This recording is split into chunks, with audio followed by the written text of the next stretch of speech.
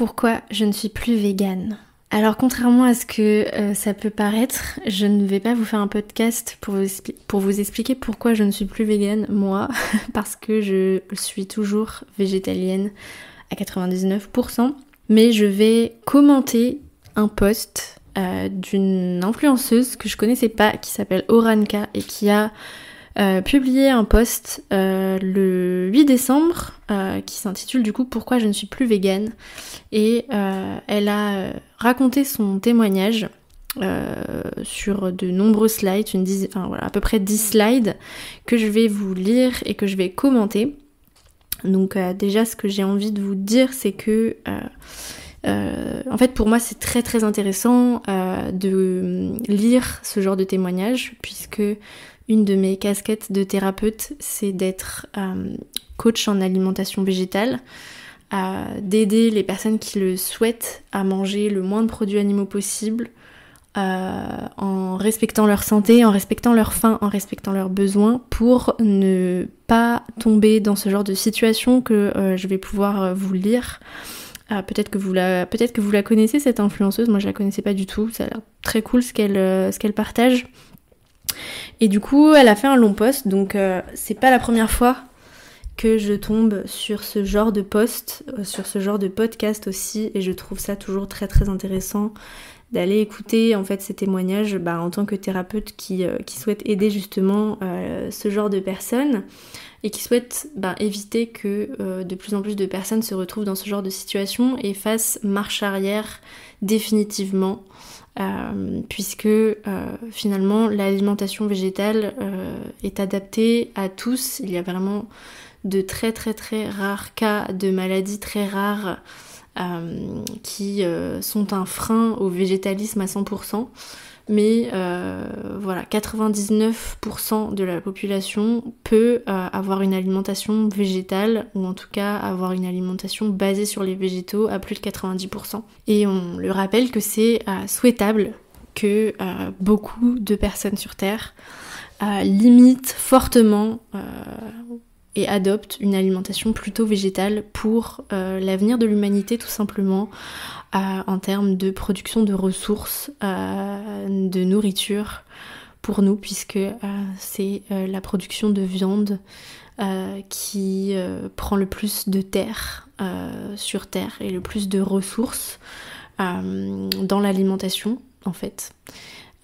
Si vous n'en êtes pas convaincu, essayez de réfléchir à la question suivante. On dit qu'on ne peut pas nourrir 9 milliards d'êtres humains, mais pourtant on nourrit 80 milliards de bétail. Voilà, quand vous aurez la réponse à ça, vous pourrez venir me dire que l'alimentation végétale n'est pas nécessaire. Alors du coup, je vais lire le post dans son intégralité pour ne pas sortir des phrases de leur contexte. Je l'ai pas encore dit, mais je trouve ce post très intéressant, cette personne est très intéressante, il n'y a aucune critique là-dedans. J'ai pas du tout envie de la critiquer, de la juger, j'ai vraiment envie de vous montrer quels sont les écueils, quelles sont les choses dans lesquelles il ne faut pas tomber pour ne pas se retrouver dans ce genre de situation. Je vais expliquer la situation dans laquelle elle s'est retrouvée par des faits, par mes connaissances en nutrition végétale, et vous montrer que y a d'autres solutions que de ne plus du tout mettre complètement derrière soi l'alimentation végétale. Il y a d'autres solutions. Donc voilà. Donc la première slide, c'est pourquoi je ne suis plus végane, mon histoire et mon témoignage. Ensuite, elle commence comme ça. Un peu de contexte d'abord. J'ai été végane pendant environ 3 ans, avec au cours de ces 3 années de rares écarts de consommation d'œufs et de produits laitiers. Je suis devenue végane en 2014 après avoir pris connaissance de nombreux documentaires et vidéos tels que Earthlings, Cowspiracy, le discours le plus important de votre vie de Gary Yourofsky, entre beaucoup d'autres. Donc moi j'ai pas vu tous ces documentaires, donc si vous voulez les noter pour votre culture, j'irai peut-être les voir aussi. Je continue. J'ai été très choquée par tout ce que j'ai appris évidemment, et une fois que j'avais pris connaissance de ces réalités, mon choix a été implacable. J'ai d'abord été végétarienne une petite semaine, puis j'ai rapidement décidé que ça n'avait pas de sens de m'arrêter là. Je suis donc devenue végane, un peu vite certes, mais en m'étant tout de même beaucoup renseignée sur ce changement d'alimentation. On va voir que je pense pas qu'elle se soit renseignée énormément finalement. Pendant un temps, je me suis sentie super bien. Il me semblait même que j'avais plus d'énergie qu'avant. Alors, je vais m'arrêter là déjà.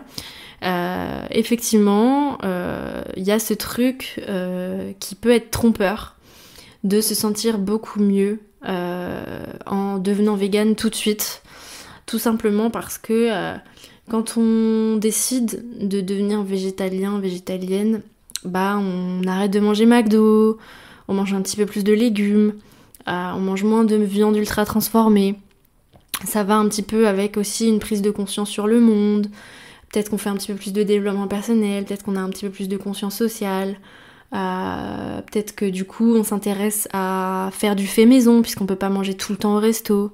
Donc c'est normal de ressentir un mieux-être au début parce que du coup on passe d'une alimentation qui va être souvent ultra transformée, facile, fast-food, à des choses qu'on est obligé un petit peu plus de faire maison. Donc voilà, ça peut être souvent le cas. On a l'impression que du jour au lendemain on se sent beaucoup mieux, mais ça ne veut pas dire qu'on va se sentir beaucoup mieux sur la durée. Je continue. J'étais également très fière d'avoir pris conscience du spécisme existant dans notre société et de ne plus y participer. Donc ça c'est aussi pour moi, ça me fait penser à du coup moi en tant qu'accompagnante aussi en guérison des troubles du comportement alimentaire, contrairement à ce qu'on pourrait croire, moi je trouve que avoir une alimentation plus végétale, ça peut aussi participer à guérir son trouble du comportement alimentaire en remettant effectivement cet ingrédient qu'est la fierté de manger, de politiser un petit peu son assiette et de mettre du sens et de la conscience dans ce qu'on mange et de ne pas considérer la nourriture uniquement comme du remplissage et des calories. Voilà, c'est le petit commentaire que j'avais envie de faire par rapport à cette phrase. Je continue la lecture. J'ai milité en ligne, mais aussi beaucoup sur le terrain, comme on dit, contre le spécisme et pour une société végane. Accrocher des affiches, défiler dans les rues, œuvrer avec des associations, aborder les passants dans la rue pour discuter avec eux, faire des posts sur Facebook, des vidéos sur YouTube, cuisiner végé pour mes proches, les informer.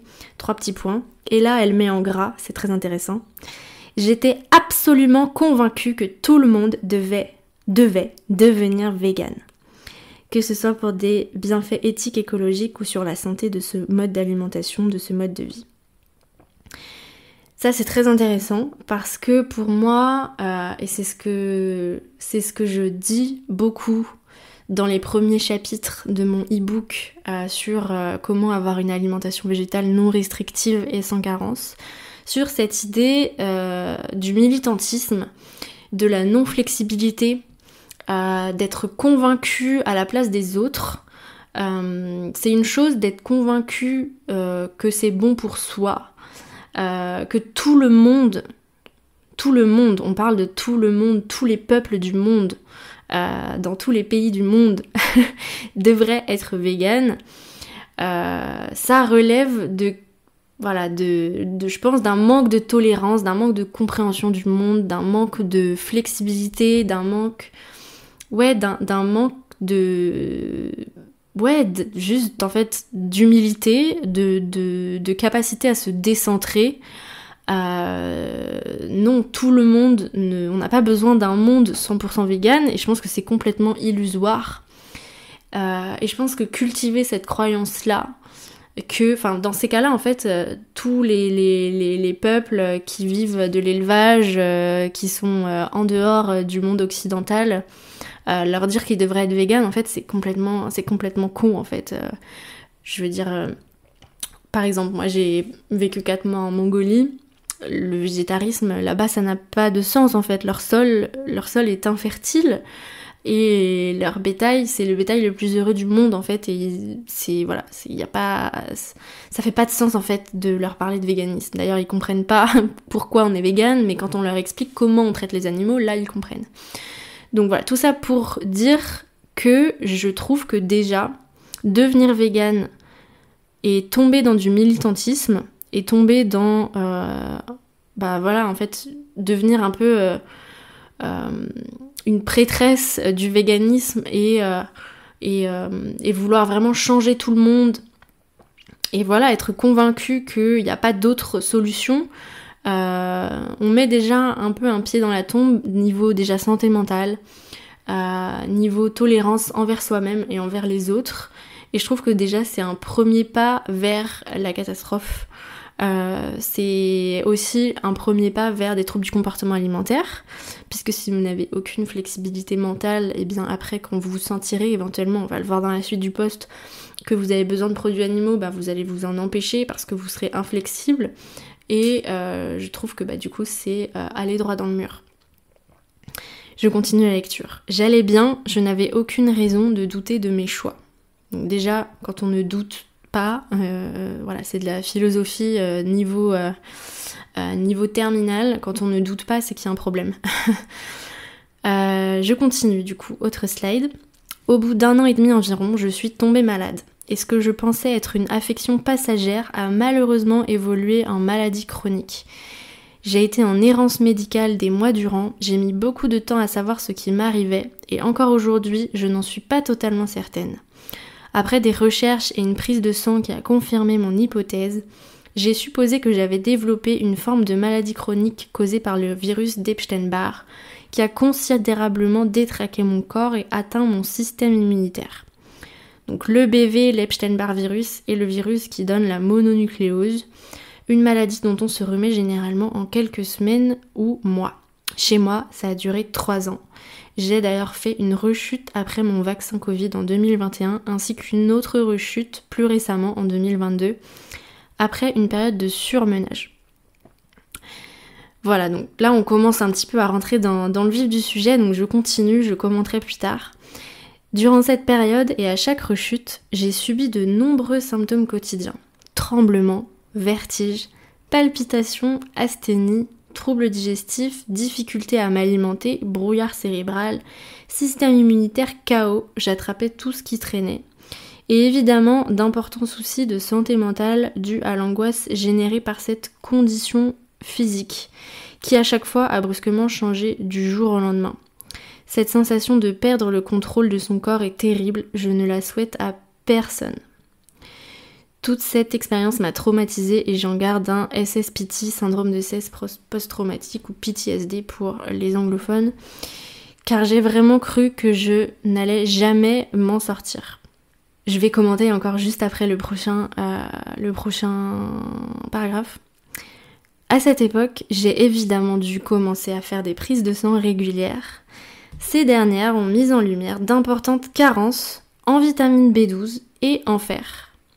J'ai donc choisi de me complimenter. Et là, patatras, là en fait ça explique tout. Donc cette personne pensait bien faire, s'alimenter correctement, pensait avoir fait des recherches suffisantes sur l'alimentation végétale, et finalement elle découvre au bout de 2 ans qu'elle est en carence en B12 et que du coup elle ne prenait pas de B12. Donc déjà tu deviens végane et tu prends pas de B12.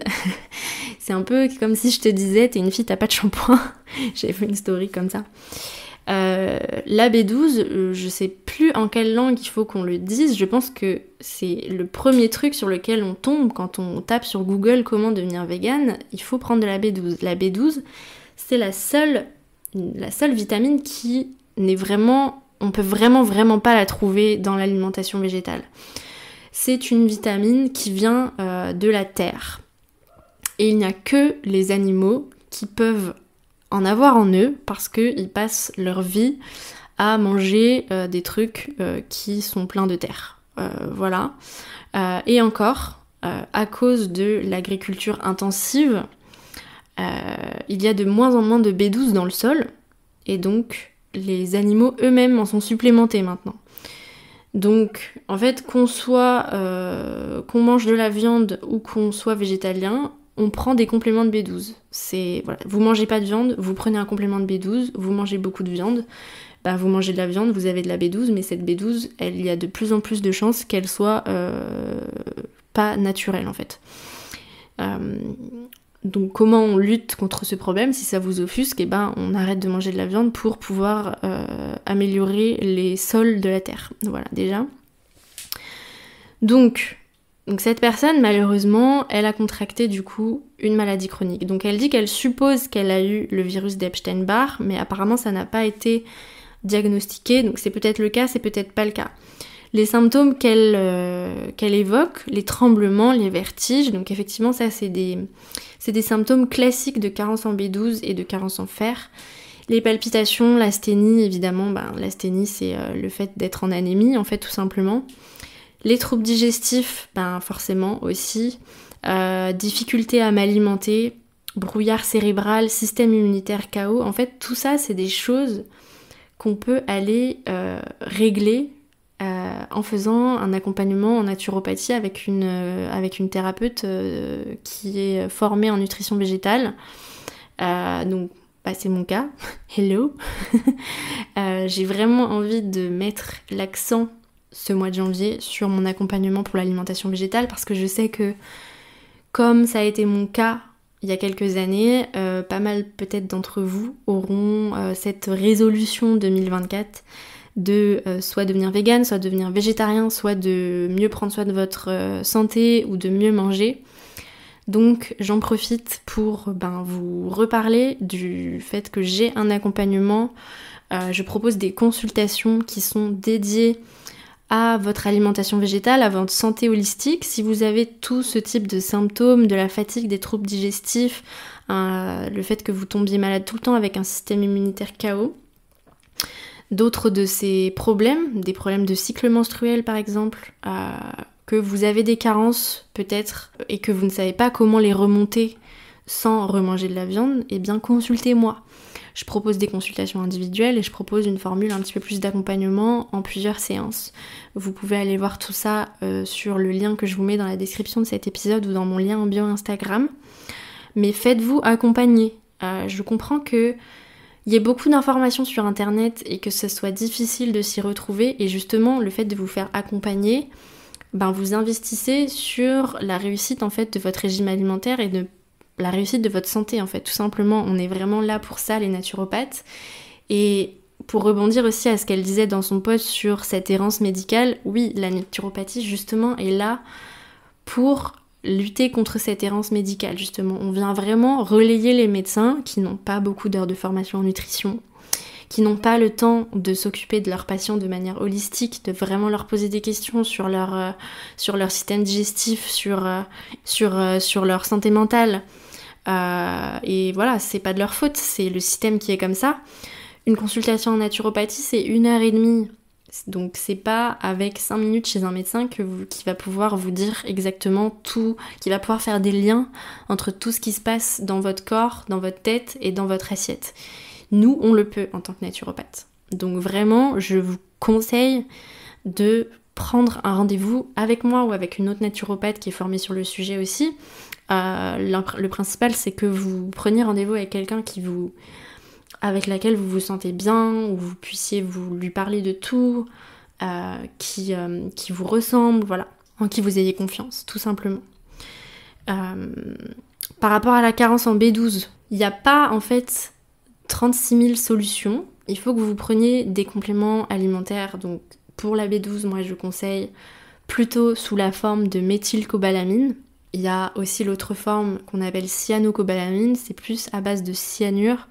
Il n'y a pas encore d'études qui ont été prouvées, mais c'est quand même à base de cyanure, donc prendre une petite dose de cyanure tous les jours, je recommande pas. En revanche, du coup, je recommande la forme méthylcobalamine en prise quotidienne en gouttes. C'est beaucoup plus facile que de prendre un médicament en gélule. Et je conseille bien évidemment la marque InnoNature. Cette marque propose donc de la B12 et d'autres vitamines qui peuvent être de grande aide pour l'alimentation végétale. C'est une marque qui est 100% végane. C'est une marque 100% végane, conçue pour les végétariens, les véganes, avec aussi de la cosmétique végane. Et ils proposent donc des kits, notamment un kit végane avec de la vitamine B12, de la vitamine D3, dont vous aurez besoin que vous soyez végane, végétarien, omnivore sur les périodes d'hiver, puisque c'est une vitamine qu'on ne retrouve que dans le soleil. La vitamine D qu'on trouve dans les produits animaux ne suffit pas, il faudrait manger des dizaines de produits laitiers par jour pour avoir sa dose de vitamine D, et ça c'est pas recommandé pour votre système digestif. De la vitamine K2 aussi dans ce kit vegan, qui est très importante aussi pour le système immunitaire. Si vous êtes vegan à 100%, vous devez vous supplémenter en K2. Vous en avez sinon autrement uniquement dans les produits lacto-fermentés, donc autant vous dire qu'on n'en mange pas tous les jours. Donc au moins dans ce kit, vous avez tout ce qu'il vous faut pour bien démarrer. Et vous avez moins 20% sur tout le site. Il y a très peu de partenaires qui ont un code promo aussi important. Donc moins 20% sur tout le site d'InnoNature avec le code Louise Brenner 20. Voilà, je vous remets le code et le lien dans la description de l'épisode également. Après pour la carence en fer, donc ça c'est typique également, et pas que pour les véganes, mais aussi pour les femmes omnivores. Voilà, c'est très fréquent à cause du fait qu'on perd du fer dans les menstrues. Le fer, si vous ne consommez pas régulièrement tout ce qui est tempeh, tofu, des jus de betterave, que vous ne consommez pas vos apports en fer en même temps que de la vitamine C qui va augmenter l'absorption du fer, vous aurez des problèmes parce que simplement des lentilles, les légumineuses, ça va pas forcément vous suffire. Donc n'ayez pas peur du soja, vous pouvez en consommer tous les jours, il n'y a pas de problème. Et ça sera important. Donc faites aussi bien vérifier vos carences en fer et faites-les aussi lire par votre naturopathe parce que les normes de laboratoire ne sont pas des normes santé. Si vous êtes à 10 de ferritine et que ça rentre toujours dans la norme du laboratoire, vous êtes en carence en fer, quand bien même ce n'est pas mis en gras et ce n'est pas considéré comme une carence par le médecin.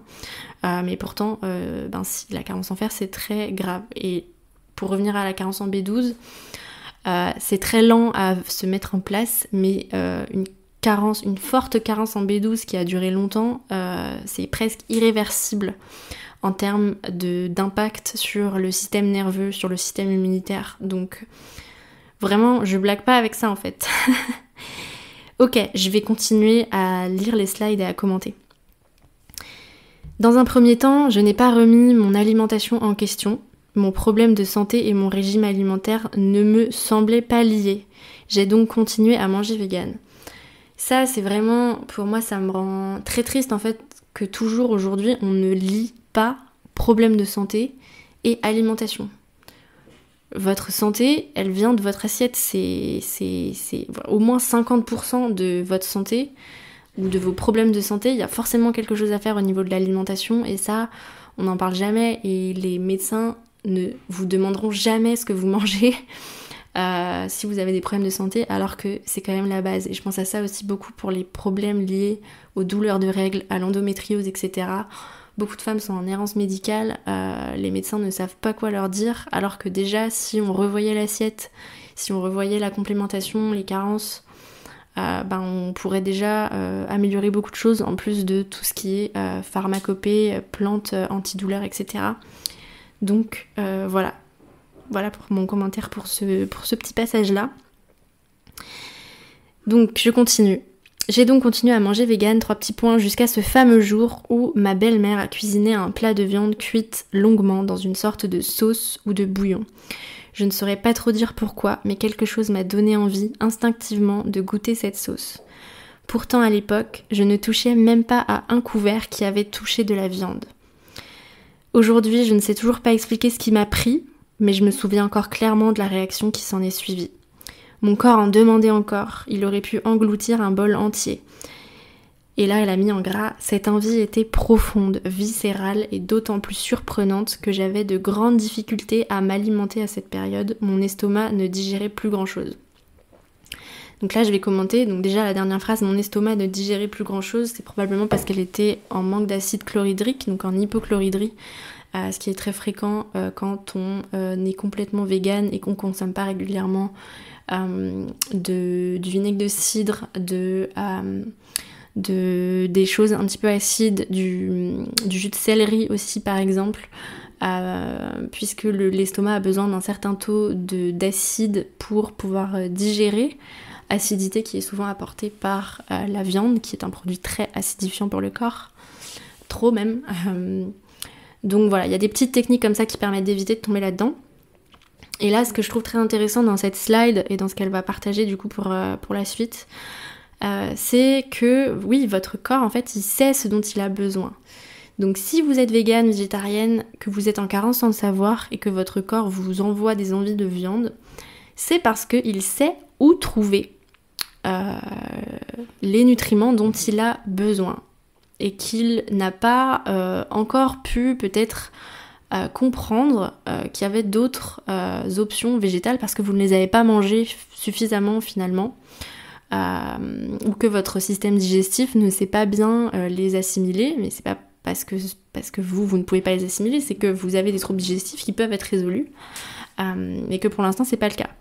Donc le fait qu'elle ait eu envie énormément de viande, que ça l'ait attirée, c'est tout simplement l'intelligence de son corps qui a perçu que dans cette viande qu'elle avait mangée beaucoup étant petite peut-être, vu que c'est un plat familial, son corps a su que les vitamines qu'elle avait besoin étaient présentes en grande quantité dans ce plat et du coup lui a envoyé cette espèce de compulsion en fait sur quelque chose qu'elle n'avait pas forcément envie dans sa tête.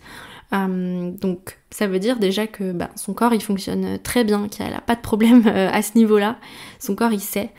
Et le fait, je trouve, de s'écouter, c'est primordial.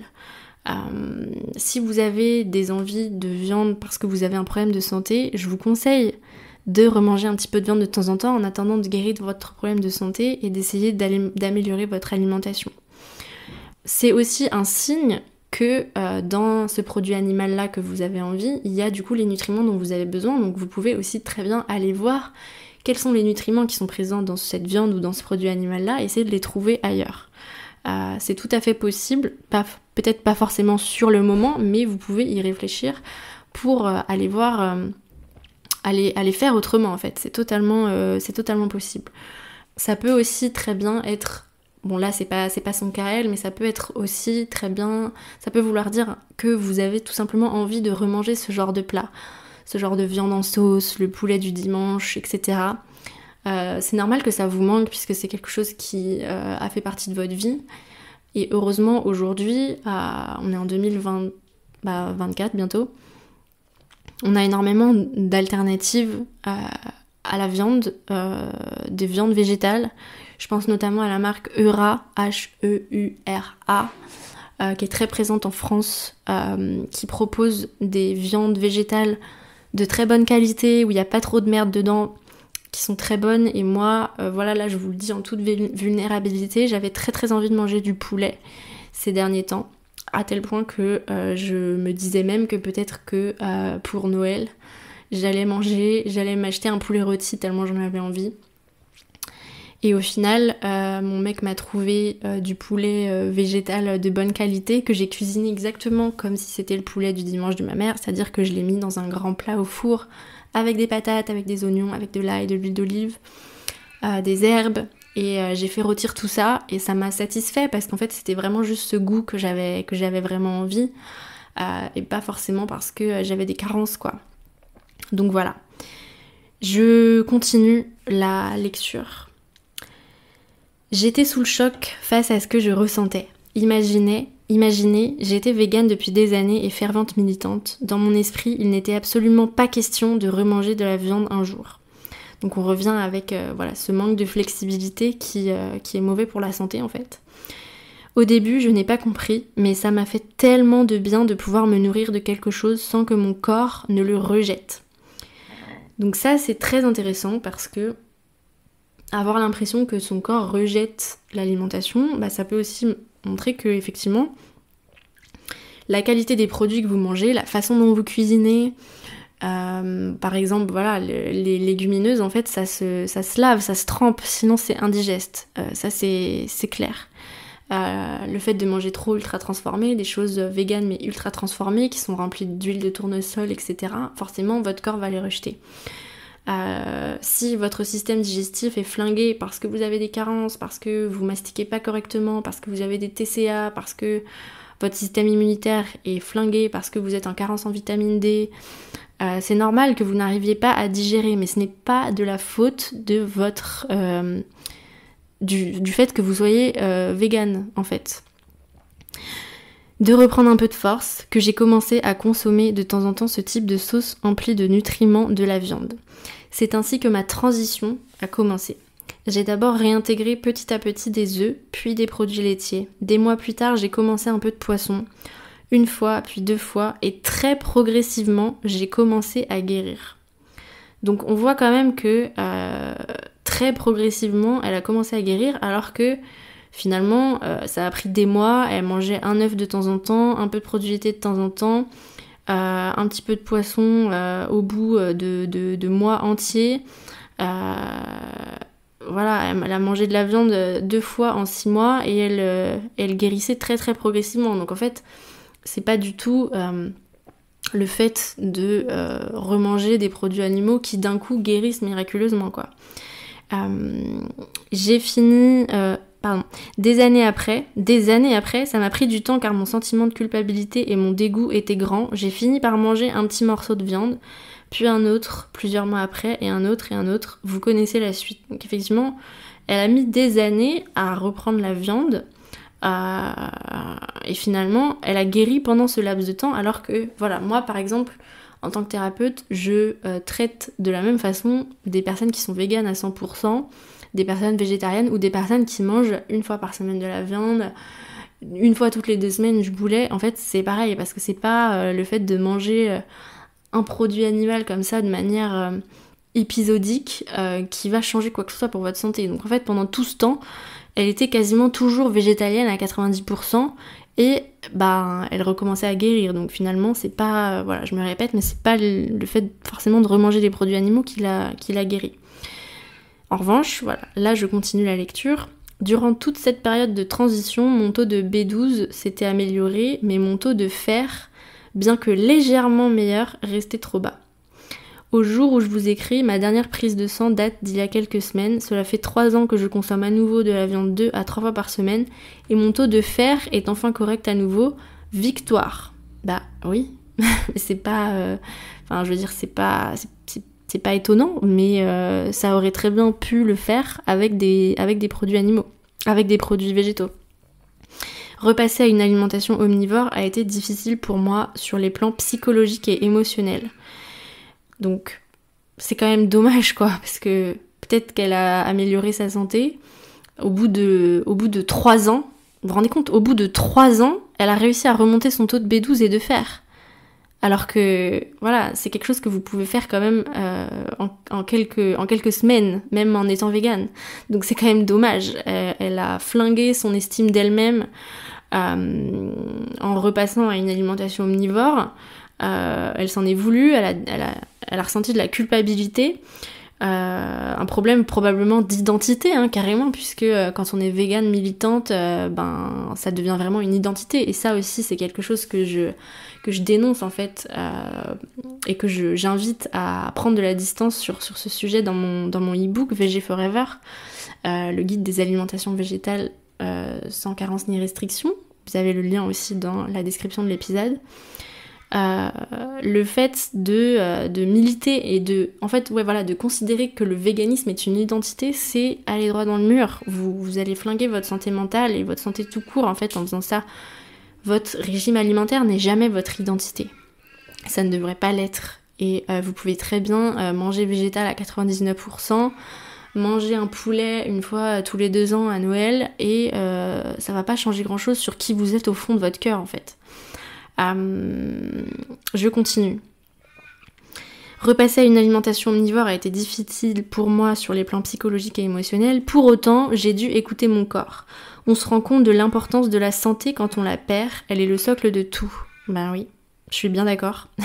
C'est elle qui nous permet de fonctionner, de manger, de se déplacer, de travailler, de rire, bref, de vivre. Voilà. Vous savez ce que j'en pense, bien évidemment. C'est pour ça que je suis naturopathe, c'est pour ça que je fais des stories, que je suis sur Instagram, que je parle dans ce podcast, et parce qu'effectivement, la santé, c'est la clé de tout dans la vie, en fait. Et c'est pour ça que c'est important de vous faire accompagner, parce que on n'apprend pas la santé, on n'apprend pas la nutrition à l'école. Si c'était le cas, ce serait trop bien, mais c'est pas le cas, et vous avez besoin, comme vous avez besoin de temps en temps, d'avoir un coach de sport, d'aller chez un psy pour apprendre en fait sur vous, pour apprendre à gérer votre vie, ce qu'on ne vous apprend pas à l'école en fait. Bien que j'aille mieux aujourd'hui, je garde une vitalité amoindrie, une santé fragile, beaucoup de séquelles physiques et mentales de ces périodes de maladie et d'errance médicale. Avec le temps, j'ai compris plusieurs choses. D'abord, mon corps assimile mal le fer des végétaux et des compléments alimentaires. Donc ça, très intéressant, et là, en fait, ce n'est pas son corps à elle qui assimile mal le fer des végétaux. C'est tout le monde. Le fer des végétaux, c'est du fer non héminique. Contrairement au fer des produits animaux qui est du fer héminique. Le fer héminique, il est assimilable à environ 60%. Le fer non héminique, il est assimilable à environ 6%. Donc c'est pas elle, c'est tout simplement... c'est pour tout le monde en fait. Donc même les véganes qui sont véganes depuis 60 ans et qui sont en bonne santé, ils ont le même taux d'assimilation du fer qu'elle. Bien sûr, quand on rajoute à ça des troubles digestifs qui peuvent être réglés autrement qu'en remangeant de la viande, voilà, c'est normal qu'elle assimilait mal le fer. Donc, est-ce qu'elle mangeait suffisamment de tofu, de tempeh, qui sont les produits qui sont les plus riches en fer? Est-ce qu'elle les couplait avec de la vitamine C? Quand vous prenez votre fer avec de la vitamine C, ça augmente le taux d'assimilation. Est-ce qu'elle avait des règles trop abondantes?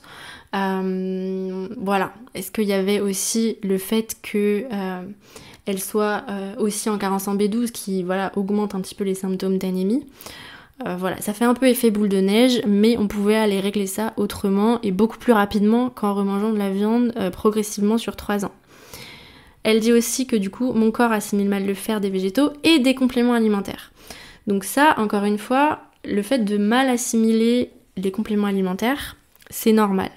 Déjà parce qu'il y a plein de marques de compléments alimentaires qui sont pas assimilables, même des choses que votre médecin va pouvoir vous prescrire. Par exemple, quand vous allez chez le médecin et que vous avez une carence en fer, quand il détecte enfin votre carence en fer, parce que vous êtes vraiment en dessous des normes labo, et donc au niveau santé, là, c'est vraiment que vous avez vraiment un taux de fer éclaté au sol pour en arriver là, votre médecin, il va vous donner quoi? Il va vous donner du tardiféron. Le tardiféron, c'est une forme de fer qui n'est pas du tout assimilable et qui va vous créer des troubles digestifs, souvent même sur le long terme. Donc vous n'allez pas du tout remonter votre taux de fer et vous allez vous flinguer les intestins. Il y a plein d'autres formes de fer et plein d'autres formes de compléments alimentaires qui sont dans le commerce qui sont pas sur des formes assimilables. La forme de fer qui est assimilable, ça va être sous forme de bisglycinate, par exemple, que vous allez pouvoir trouver en pharmacie.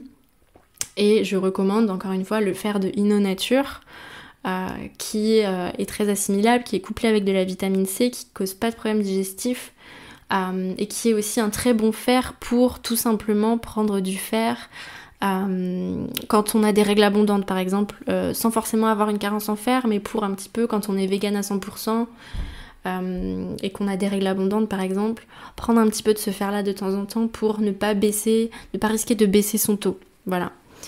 L'autre chose que je voulais dire par rapport aux compléments alimentaires, c'est que oui, le fait de prendre trop de compléments alimentaires, le corps il va le rejeter en fait, parce que c'est pas dans une matrice d'aliments. Donc prendre trop de compléments alimentaires, c'est mauvais, et ne relayer que sur des compléments alimentaires pour avoir ces nutriments, c'est pas forcément bon. Donc encore une fois, c'est important de faire des tests, de se faire accompagner en nutrition végétale, et d'augmenter ses capacités d'assimilation en prenant soin de son système digestif, en prenant soin de son foie. Donc voilà, et ça vous pouvez difficilement le faire tout seul de manière efficace. Encore une fois, faites-vous accompagner. Je continue, c'est bientôt la fin. Ensuite, la maladie que j'ai contractée n'était sûrement pas due au véganisme, ça c'est sûr, mais le fait que je manque de nutriments m'a placée en position de vulnérabilité face à l'Epstein-Barr virus. Ça c'est clair. Ça lui a permis de m'atteindre plus profondément, de détraquer mon corps et mon système immunitaire. Totalement, effectivement, et c'est pour ça encore une fois que faites-vous accompagner dès le début de votre transition végétale, et dès que vous voyez que vous avez des symptômes type fatigue, etc., en ayant une alimentation végétale, pour ne pas tomber dans ce genre de situation où effectivement vous allez être plus vulnérable. Ce qui va vous rendre vulnérable, effectivement, c'est les carences, c'est le fait de manquer de fer. Ça va être aussi tout un mode de vie, toute une santé mentale aussi. Et ça n'a rien à voir avec l'alimentation végétale. Tous les jours, il y a des gens qui mangent de la viande, même qui mangent équilibré, qui chopent des virus, qui chopent des cancers et qui ont du mal à s'en remettre. Et la naturopathie, justement, elle est là pour améliorer votre système immunitaire. Ça, c'est vraiment le b.a.-ba de la naturopathie, améliorer le système immunitaire. Et ça prend pas des années, quoi. Je continue. De même, ce ne sont pas les produits animaux qui m'ont guéri, mais ils m'ont permis de retrouver des forces, ce qui a laissé la chance à mon corps de récupérer, de se défendre face à la maladie. Mes rechutes n'ont d'ailleurs plus jamais été aussi longues que le premier épisode de maladie vécue au cœur de mon véganisme. Donc voilà, ça je suis bien d'accord avec elle. Enfin, le sujet de l'alimentation est complexe. Aujourd'hui, la simple idée de la changer à nouveau me terrorise et m'angoisse. Je ne souhaite pas prendre même le plus petit risque d'affaiblir mon corps car je ne veux plus jamais revivre l'enfer que j'ai vécu. Et ça, je trouve ça tellement touchant et tellement, ça me suscite tellement de compréhension et je trouve que tous les militants véganes devraient lire ce genre de choses pour remettre de la tolérance aussi envers les personnes qui ont essayé et qui se sont retrouvées dans ce genre de situation et qui ne veulent plus y revenir parce que effectivement, c'est être en errance médicale pendant des années et c'est traumatisant. Il y a des solutions pour pas tomber dans ce genre de situation, tout ce que je viens de vous expliquer. Mais là, j'ai pas du tout envie d'envoyer un message à la personne pour lui dire « Mais si, tu peux y retourner !» En fait, si elle a plus envie et qu'elle est traumatisée par cette expérience, mais laissez-la remanger de la viande en fait. Genre, ça lui a créé aussi, je pense, une forme de trouble du comportement alimentaire. Donc c'est pour ça que je trouve que c'est important aussi d'aller un petit peu enquêter sur sa relation à l'alimentation. Et vous pouvez le faire aussi dans le cadre de mon accompagnement. Et je trouve ça en fait très triste d'en arriver là en fait. Dernière slide. Si j'ai écrit ce post, ce n'est absolument pas pour dire qu'une alimentation végane n'est pas viable. Elle l'est pour des millions de personnes et c'est en effet le régime ayant le meilleur impact éthique et écologique. Cela est indéniable. Je ne souhaite pas que mon témoignage soit repris par les anti-véganes. C'est tout à ton honneur. J'ai partagé mon histoire car je sais que je ne suis pas la seule à avoir un tel parcours, effectivement. C'est pour ça que je suis là. De nombreuses personnes ont été véganes ou végétariennes et sont revenues à une alimentation omnivore à la suite de soucis de santé physique ou mentale. Beaucoup en ont honte. Oui. Et d'ailleurs, ce que j'ai oublié de dire, c'est que c'est aussi ok, même si vous ressentez pas forcément de problèmes en tant que végane, en tant que végétarienne, de temps en temps aller goûter les produits animaux pour voir ce que ça vous fait en fait, pour tester. Elle, quand elle a remangé de la viande, ça lui a fait un effet incroyable, elle s'est sentie trop bien, elle s'est sentie nourrie de l'intérieur et je vois beaucoup aussi de ce genre de témoignages de personnes qui avaient par exemple une famille de pêcheurs, n'ont pas mangé de poisson pendant 20 ans et le jour où ils ont mangé du poisson, ils ont senti comme s'ils étaient enfin nourris de l'intérieur. Et je trouve ça très intéressant d'aller tester ce genre de choses. Et c'est pour ça que moi, de temps en temps, voilà, je vous dis ça en toute vulnérabilité, je suis pas contre aller goûter du saumon, goûter du poulet, pour voir en fait ce que ça me fait et pour constater est-ce que j'en ai besoin, est-ce que ça me fait quelque chose, est-ce que si j'en mange, ça me fait un effet incroyable. Est-ce que finalement, si j'ai une envie dans ma tête, si je cède à cette tentation, est-ce que finalement c'était vraiment bon et est-ce que je peux plus m'en passer? Et souvent en fait, pour moi, dans mon cas, c'est pas le cas en fait. Ça m'est arrivé 2 fois en 3 ans de véganisme de manger du saumon parce que vraiment j'adorais ça et que faut avouer qu'on trouve pas vraiment d'alternative végétale en termes de goût qui soit vraiment satisfaisant. Et à chaque fois que j'en ai mangé, j'ai pas trouvé ça si bon en fait. Et du coup, ça a un petit peu enlevé cette obsession. Et c'est la même chose quand j'envisageais de manger du poulet parce que ça me manquait vraiment niveau goût. J'avais aussi envie de tester pour me rendre compte que finalement c'est pas si bon et que en fait c'est un fantasme qui vient dans ma tête qui finalement n'est pas si incroyable que ça et dont je peux me passer. Pour finir, j'ai écrit ce post car bien que je soutienne le mouvement vegan, je pense qu'il est important d'avoir conscience qu'énormément de personnes ne pourront jamais le devenir. pour des raisons valables et légitimes. Vouloir que le monde entier devienne vegan est pour moi non seulement déraisonnable, mais également dangereux, car chaque individu est différent et a des enjeux de santé différents. Soyons bienveillantes.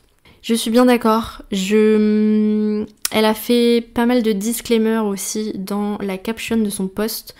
Donc si vous voulez aller lire ça aussi, je vous laisse y aller. Ça fait 45 minutes que je parle et je pense que j'ai fait le tour. J'espère que cet épisode vous aura intéressé, vous aura plu, vous aura apporté beaucoup de connaissances et de la lumière un petit peu sur tout ce type de débat.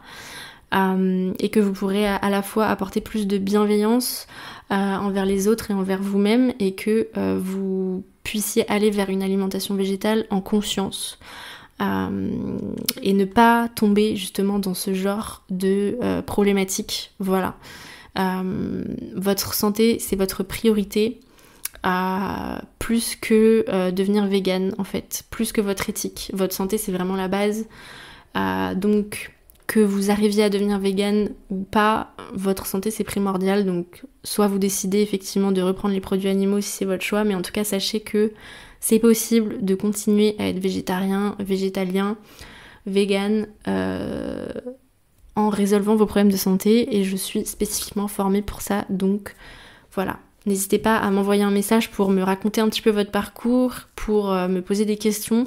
Et si vous sentez que je suis la bonne personne pour faire un petit parcours avec moi. Voilà, j'ai vraiment de très très bons résultats avec les personnes que j'accompagne en alimentation végétale. Pour remonter des taux de fer, des taux de B12, etc. Voilà, c'est vraiment dans mon champ de compétences, c'est vraiment pas compliqué. Et je peux vous donner plein de nouvelles idées pour améliorer votre alimentation, optimiser votre capacité digestive, d'assimilation, pour éviter les carences, pour ne pas vous restreindre, pour vous faire plaisir, et aussi pour cultiver votre flexibilité mentale. Donc voilà, si vous avez besoin de travailler sur tout ça, vous pouvez dans un premier temps prendre mon e-book, qui est mon e-book payant, VG Forever. Vous avez aussi un petit guide gratuit de quelques pages sur sur les bases de l'alimentation végétale, comment remplacer la viande et le poisson sainement. Vous avez du coup ce petit Baby Veggie qui est un e-book gratuit. Je vous mets aussi le lien dans la description de l'épisode. Et si vous avez besoin d'un accompagnement plus complet et plus holistique, vous pouvez aussi réserver une consultation avec moi. Je vous souhaite de bonnes fêtes. Ce sera probablement le dernier épisode de 2024. Merci aux vrais qui sont restés jusqu'au bout, jusqu'à la fin de cet épisode. Je vais revenir en janvier. Je vais beaucoup parler d'alimentation végétale en janvier parce qu'en janvier c'est le Veganuary. J'en avais parlé l'année dernière aussi. Je compte en janvier avoir une alimentation 100% végétale et vous partager beaucoup de recettes, beaucoup de tips sur l'alimentation végétale sur mon compte Instagram, et parler de tout ça aussi dans le podcast, du moins voilà. En tout cas sur Instagram ça sera le cas. Donc venez me suivre sur Instagram si c'est pas encore déjà fait, @louisebrenner, BRE2NER. Vous avez le lien en description aussi. Si vous avez aimé cet épisode, n'hésitez pas à le partager aux personnes végétariennes autour de vous. N'hésitez pas à mettre aussi une note 5 étoiles sur Apple Podcast ou Spotify, à le partager dans votre story, ou m'envoyer un message si vous avez tout simplement envie de me laisser un petit mot de remerciement ou me dire ce que vous en avez pensé, ça me fera très plaisir. Je vous laisse, je vous souhaite une très bonne fin d'année et à très vite sur Instagram et ici. Bye.